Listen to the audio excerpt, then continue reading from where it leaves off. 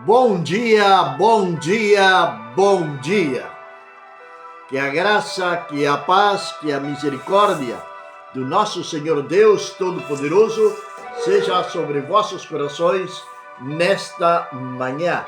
Hoje estamos no dia 15 de setembro do ano 2025. Segunda-feira, 17 graus aproximadamente. Garoas, chuvas aqui na cidade de Cacequi, nesta hora da manhã. E nós somos gratos, agradecidos ao Senhor pelo seu amor, pela sua misericórdia, pela sua bondade, dele nos permitir de estar aqui nesta manhã para compartilhar uma palavra de Deus com todos vocês. Sou o pastor Juan Teixeira e estamos começando a Bíblia, o mate e o amanhecer. Já damos os bons dias à nossa irmã Maria, aqui da cidade de Cacequi, Rio Grande do Sul. Que Deus venha abençoá-la poderosamente nesta manhã de segunda-feira. Que tenhamos uma excelente semana, que seja um início de semana glorioso para as nossas vidas. Agradecidos a Deus pelo culto do dia de ontem, agradecidos ao Senhor pela sua presença, agradecidos ao Senhor pela sua palavra, agradecidos ao Senhor pela renovação que Ele nos traz a cada culto. Bom dia, nossa irmã Mari, na cidade de Taquarembó. Que Deus abençoe poderosamente a sua vida, a sua família, seu esposo, sua filha Guadalupe, seu filho Nazareno, a toda a família. Que Deus venha abençoá-los poderosamente nesta manhã de segunda-feira. Que a graça do Senhor seja sobre a vida de cada um de vocês, assim como também ao Carlos. Bom dia. Lá na cidade de Artigas, Uruguai, a Carlos, a Gretel. Que Deus abençoe poderosamente a vida de vocês. Uma alegria que vocês possam estar aqui conosco nesta chuvosa manhã aqui na cidade de Cacequi. Que Deus abençoe poderosamente a vida de vocês. Que as mais ricas bênçãos de Deus sejam sobre suas vidas. Um grande abraço para toda a família aí e para o resto da parentela. Para o Nelson, que deve estar dormindo ainda nesta hora da manhã. Bom dia, nosso irmão Vilberto, que Deus abençoe poderosamente sua vida aqui na cidade de Cacequi, Rio Grande do Sul. Que Deus venha derramar da sua graça, do seu amor, da sua presença sobre sua vida nesta manhã de segunda-feira. Vamos então à palavra de Deus, Mateus, capítulo número 8, versículo número 13. A palavra de Deus começa falando da seguinte maneira: entrai pela porta estreita, porque larga é a porta, é espaçoso o caminho que conduz à perdição, e muitos são os que entram por ela. Porque estreita a porta e apertado o caminho que leva à vida, e poucos há que a encontrem. Se temos que encontrar, quer dizer que nós temos que buscar. Se temos que encontrar, quer dizer que temos que buscar, não é verdade?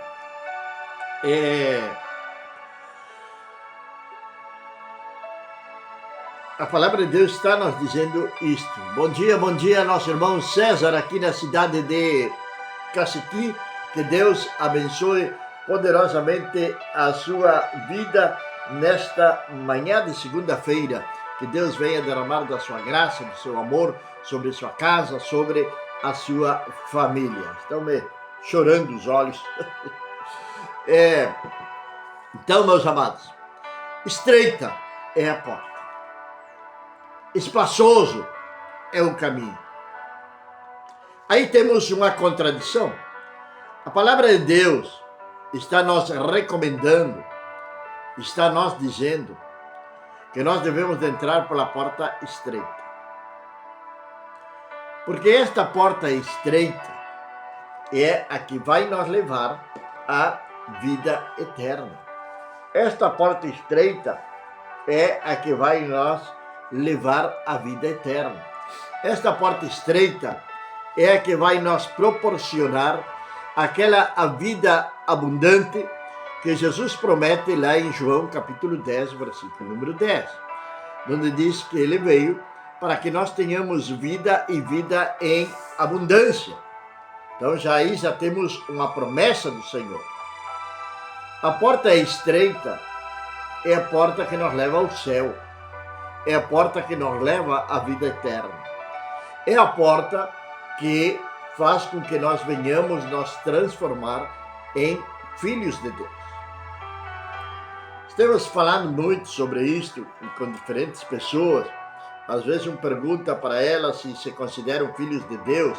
E geralmente todo mundo vai dizer que é um filho de Deus. A não ser uma pessoa que não acredita em Deus.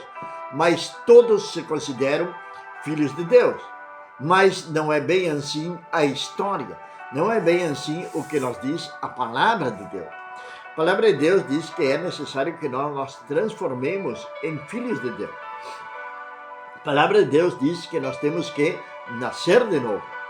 Em João, capítulo número 3, o Senhor Jesus falando para Nicodemos, que era um sacerdote, que era um fariseu, que foi pela madrugada falar com o Senhor Jesus.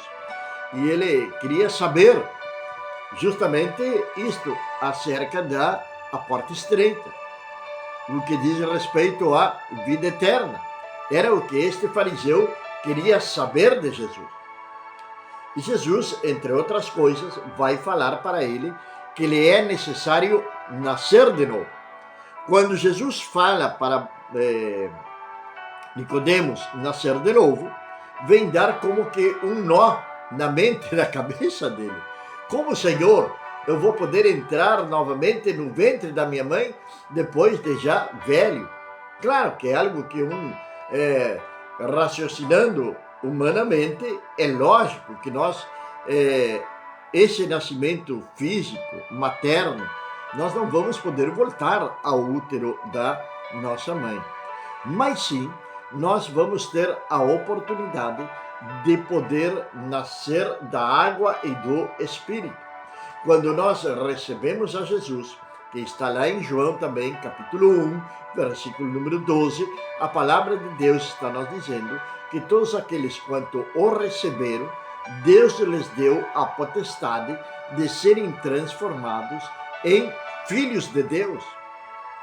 Então, para que eu possa ser um filho de Deus, o meu primeiro passo é reconhecer a Jesus Cristo como o Filho de Deus. Mas até aí muita gente reconhece isto e sabe. E fala, o Filho de Deus esteve sobre a face da terra. Mas daí, ao receber a Jesus como meu único, suficiente Salvador, Senhor da minha vida, que Ele passe a governar a minha vida, donde eu possa dizer, como disse o apóstolo Paulo, já não vivo eu, mas Cristo vive em mim. Já não vivo eu, mas Cristo vive em mim. E agora sim, nós vamos ter a nossa vida transformada. Nós vamos receber a santa, agradável e perfeita vontade de Deus nos nossos corações, na nossa vida, na nossa mente, que é a salvação. Pois a vontade de Deus é que todos os homens venham procederem à salvação, independentemente de raça, de cor de pele, política, enfim, independentemente de quem você seja alto, baixo, gordo, magro, seja o que seja, Deus ama a cada um de nós e quer que todos nós venhamos proceder à salvação, independentemente até da posição social. Você pode ser milionário, pode ser rico, pode ser de uma classe média alta, pode ser pobre, pode estar por debaixo da linha de pobreza, pode ser até um morador de rua, mas a porta está aberta para todos. Só que tem um detalhe, a porta é estreita. A porta é estreita.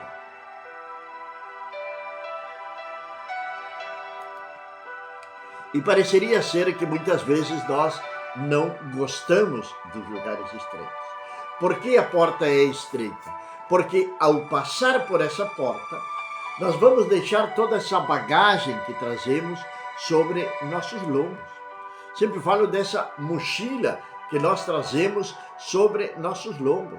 Trazemos uma mochila carregada de pecados, de luxúria, de avarícia, de orgulho, da concupiscência da carne, concupiscência dos olhos, enfim, vemos sobrecarregados de tristeza, manipulação. Se tem uma coisa hoje, agora que eu falei essa palavra manipulação, é o mundo ser manipulado tão facilmente como as pessoas são manipuladas. Aqueles que estão no poder, aqueles que têm esse poder temporário sobre a face da terra, estão manipulando as pessoas para tê-las presas às suas ideologias, às suas crenças, aos seus próprios projetos de vida. Muitas vezes as pessoas estão ali manipulando aos outros para que eles possam se darem bem.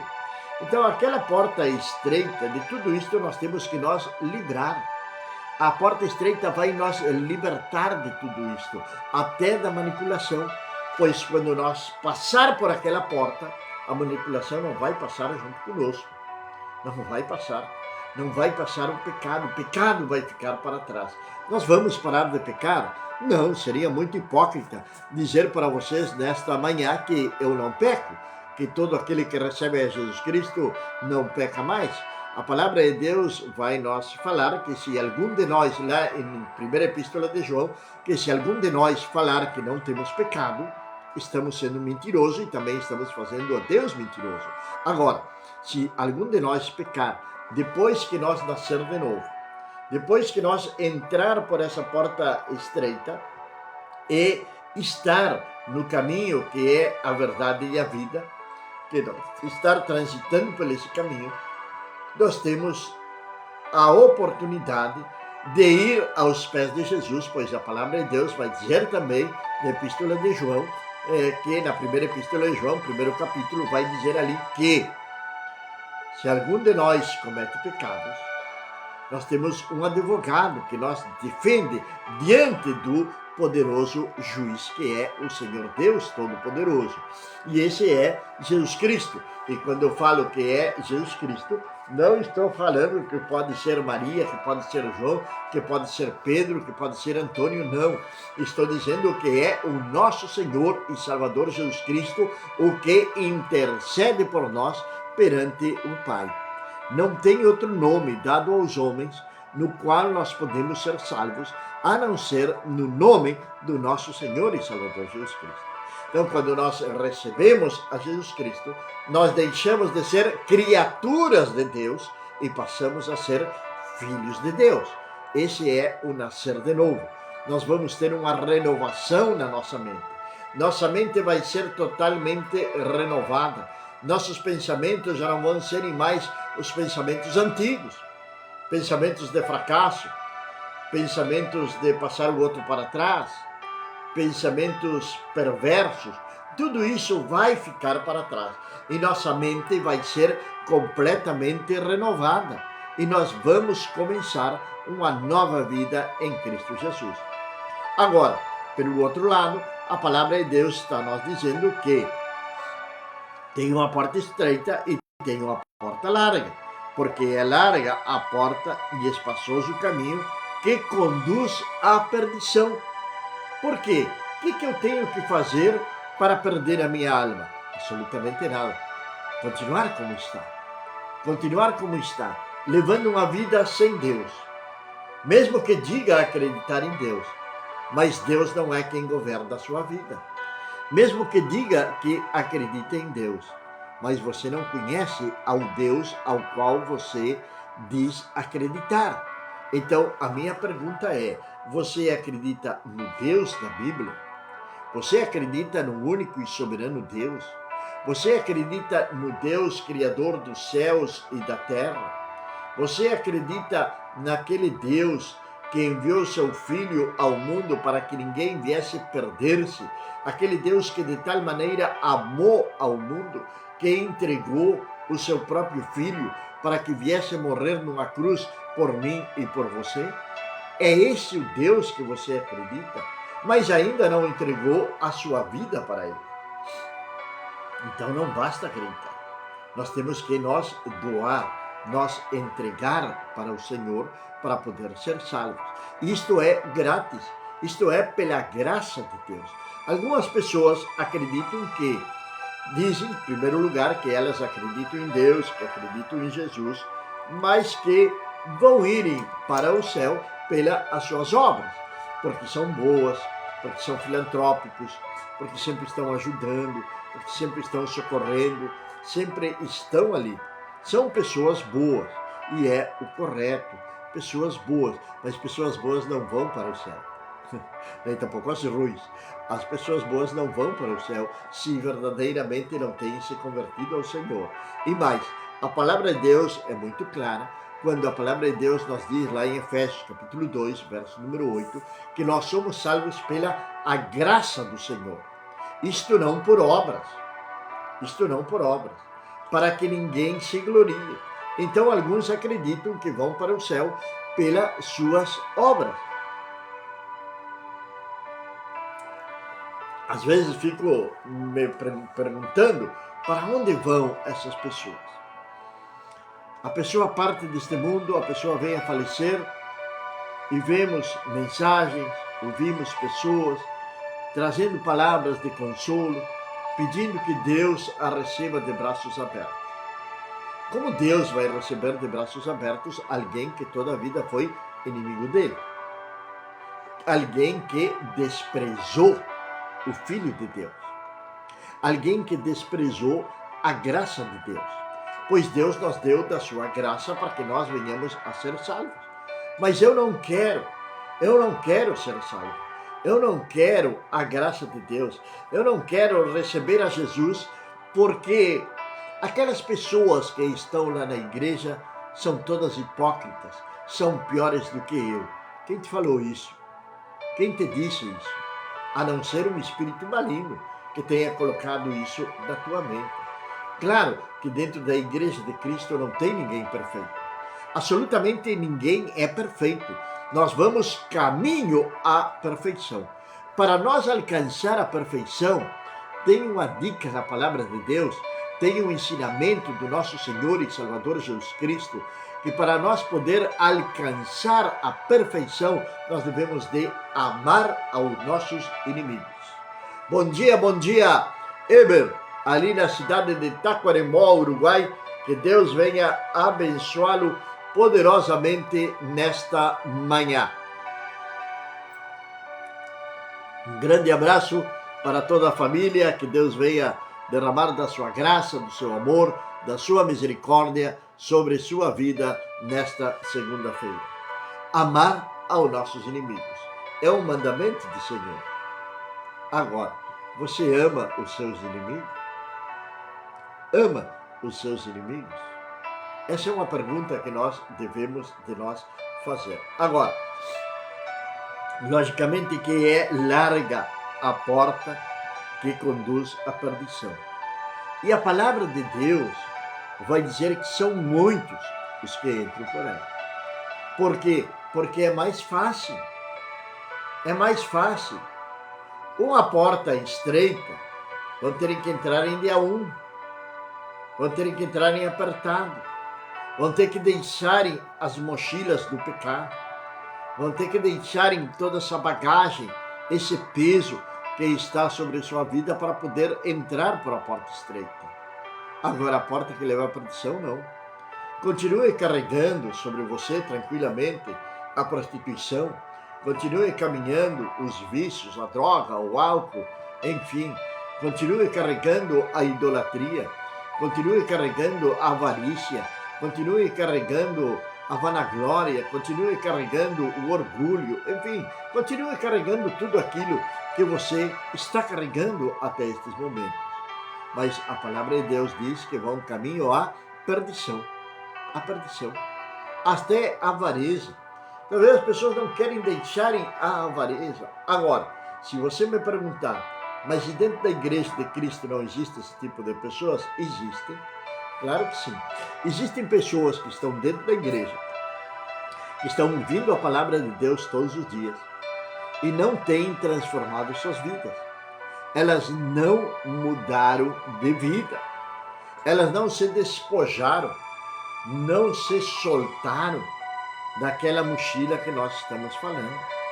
Eles deram um jeito, buscaram uma forma e entraram pela porta estreita. Mas somente entraram. Logo, recuperaram toda aquela bagagem que eles carregavam. No momento de emoção, eles decidiram receberem a Jesus. E esse é um grave problema que nós estamos vivendo nos nossos dias de hoje. A palavra de Deus, ela nos fala de arrependimento. Se nós vamos à palavra de Deus, nós vamos encontrar que a primeira palavra que saiu da boca de João Batista foi arrependei-vos. A primeira palavra que saiu da boca de Jesus quando iniciou o seu ministério foi arrependei-vos. A primeira mensagem do apóstolo Pedro, logo após a descida do Espírito Santo, foi uma mensagem de arrependimento. Arrependimento de quê? Da minha vã maneira de viver. Eu levo uma maneira de viver devassa, então tenho que abandonar tudo isso para me transformar num verdadeiro filho de Deus. Mas alguns começam através da emoção, porque hoje tem muitos pregadores que eles pregam para a alma das pessoas. E na nossa alma estão nossas emoções. Eles são manipulados. Aquilo que nós recém estávamos falando sobre a manipulação. Nós somos manipulados por meios de comunicação, somos manipulados por políticos, somos manipulados por pastores, somos manipulados por religiosos, somos manipulados por tantas pessoas. Então, quando nós temos o conhecimento da verdade, quando nós estamos em Cristo, essa manipulação não nos atinge. E isso enfurece o mundo, enfurece aos inimigos da nossa fé. Bem, voltando então, aqui tem pessoas que estão dentro da casa de Deus, que estão ouvindo a palavra de Deus todos os dias, mas nunca aprendem, diz o apóstolo Paulo escrevendo a Timóteo. Diz que tem pessoas que ouvem todos os dias a palavra do Senhor, mas nunca aprendem. Por quê? Por falta de vontade, por corações endurecidos, por a concupiscência da sua carne e dos seus olhos, por a sua mente cauterizada, porque foram pessoas que nunca se libertaram do seu passado, foram pessoas que não se libertaram dos seus pecados, são pessoas que não pediram perdão pelos seus pecados, são pessoas que carregam mágoas nos seus corações, são pessoas que ainda não aprenderam nem sequer a perdoar. E essa é a base, é a essência de todo cristão, é liberar perdão. Nós lemos ali em Mateus capítulo 6, o Pai Nosso. E ali vamos encontrar que diz, Pai, perdoa nossas iniquidades como nós perdoamos também aos nossos devedores. Eu perdoo as nossas dívidas como nós perdoamos aos nossos devedores.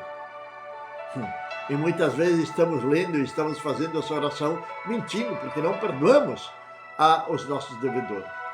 Então, isso se considera pecado. Então, estou dentro de uma igreja, mas estou em pecado. Estou dentro de uma igreja, estou caminho ao inferno. Estou ouvindo a palavra de Deus, mas estou caminho ao inferno. Por quê? Porque não tenho a minha mente renovada. Eu não experimentei a nova vida em Cristo. Porque eu fui detrás de mensagens motivacionais. E não gosto de mensagens de arrependimento. Não gosto, parece que o pastor está falando para mim. Parece que o pastor está me julgando. Tem uma pessoa lá no Uruguai, que quando eu converso com ela e falamos sobre estes temas de evangelho, de igreja e estas coisas, ela vai dizer o seguinte: parece, quando eu vou na igreja, parece que o pastor está bravo comigo, porque tudo aquilo que ele está dizendo é para mim. E é justamente isso. A palavra de Deus, ela deve nos tocar. A palavra de Deus diz que durante a mensagem do apóstolo Paulo, aqueles que estavam ouvindo começaram a ringirem os seus dentes. A palavra começou a entrar deles. A palavra começou a acusar aqueles homens. Eles começaram a se sentirem os piores pecadores da história.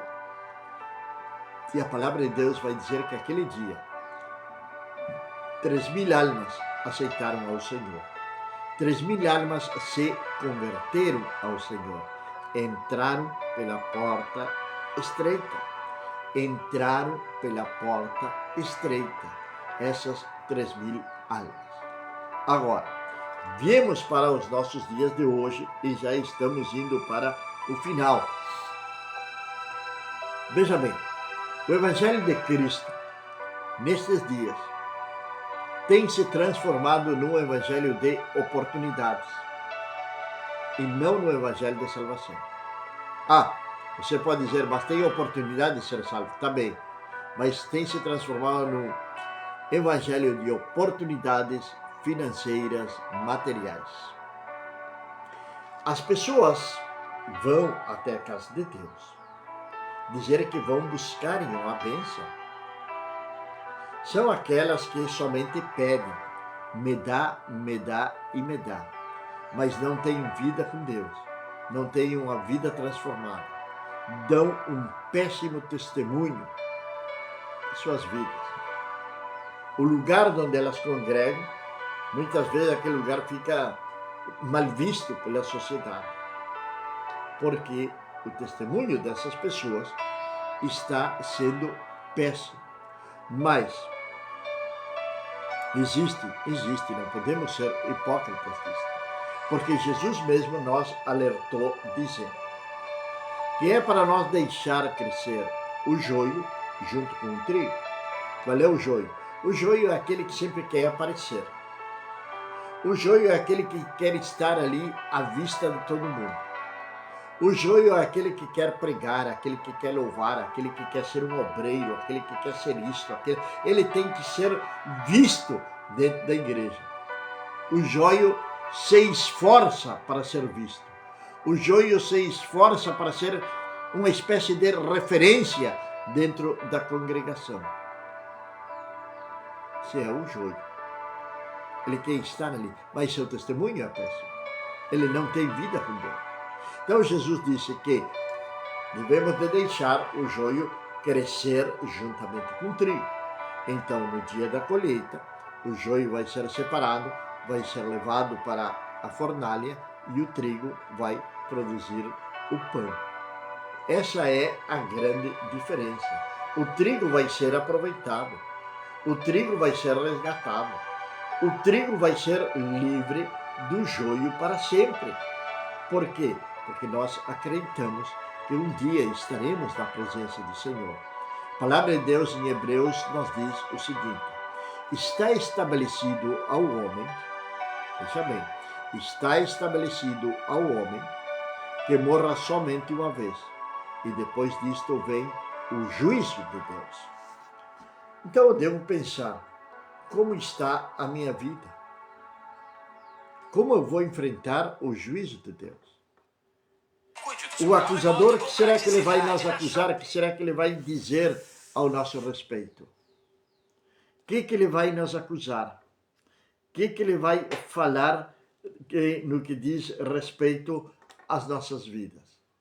O que vai dizer realmente o acusador sobre as nossas vidas? Como estamos nós diante do Senhor? O que estamos fazendo nós com o Filho de Deus? Nossa vida está verdadeiramente escondida em Cristo? E esse versículo bíblico lá de Hebreus também, ele coloca por terra a doutrina da reencarnação, que hoje é tão popular. Muitas religiões orientais têm chegado até América tem chegado no mundo ocidental. E muitos são aqueles que o praticam, mas estão longe da porta estreita. Procuremos entrar por a porta estreita, porque a porta que leva à perdição, a porta que leva ao inferno, ela é larga e fácil o caminho. Mas o caminho da salvação não é muito fácil, não. Ele é cheio de altos e baixos. Temos desertos para atravessar? Temos desertos para atravessar. Mas em cada deserto Deus tem um oásis nós esperando, para que nós possamos descansar em verdejantes pastos, para que nós possamos estar ao lado das águas, as águas calmas, um repouso nós ter nesse oásis. Se Cristo viesse hoje, você iria com Ele? Se o arrebatamento da igreja, você, iríamos com Ele? Mais ainda, se hoje viessem pedir a sua alma, ou pedir a minha alma, para onde ela iria? Pai meu e Senhor eterno, Senhor, nós estamos na Tua presença nesta manhã, Senhor, te louvamos, te adoramos e te glorificamos, meu Deus. Senhor, te agradecemos, Pai, pelo Teu amor, pela Tua misericórdia, Senhor, e pela Tua bondade, Pai. Senhor, que sejas Tu nos ensinando, Senhor, o verdadeiro caminho. Que seja Tu, Senhor, através do Teu Santo Espírito, tocando aqueles corações, ó Deus, que são corações de pedra, que estão endurecidos. Senhor, corações que se recusam a entregar-se totalmente a Ti, meu Pai. Senhor, que Teu Espírito Santo venha convencê-los de pecado. Que Teu Espírito Santo, Senhor, venha ministrar sobre esses corações. Venha trazer salvação, Pai. Senhor, abençoa a cada um dos meus irmãos, a cada um daqueles que estão conectados neste dia, Pai. Senhor, abençoa, ó Deus, aos estudantes, aos homens que começaram a trabalhar novamente, Senhor, aquelas pessoas que estão trabalhando, Senhor, na fábrica, no escritório, no campo, na cidade, Pai. Senhor, abençoa, Senhor eterno, aquela dona de casa que está no seu lar, Senhor, abençoa a vida dela, abençoa seus filhos, guarda-os, protege-os de toda sorte de males, meu Pai, e que tenhamos uma semana abençoada, em nome do nosso Senhor e Salvador Jesus Cristo. Amém. Amém, amados e queridos irmãos. Logo 20 e 30 horas estaremos novamente aqui com nossa transmissão em espanhol. E amanhã, quando sejam 7 horas da manhã, 7 horas da manhã, estaremos aqui novamente com a Bíblia, o mate e o amanhecer. Que a graça, que a paz, que a misericórdia do nosso Senhor Deus Todo-Poderoso seja sobre suas vidas, sobre sua casa, desde agora e para sempre. Amém.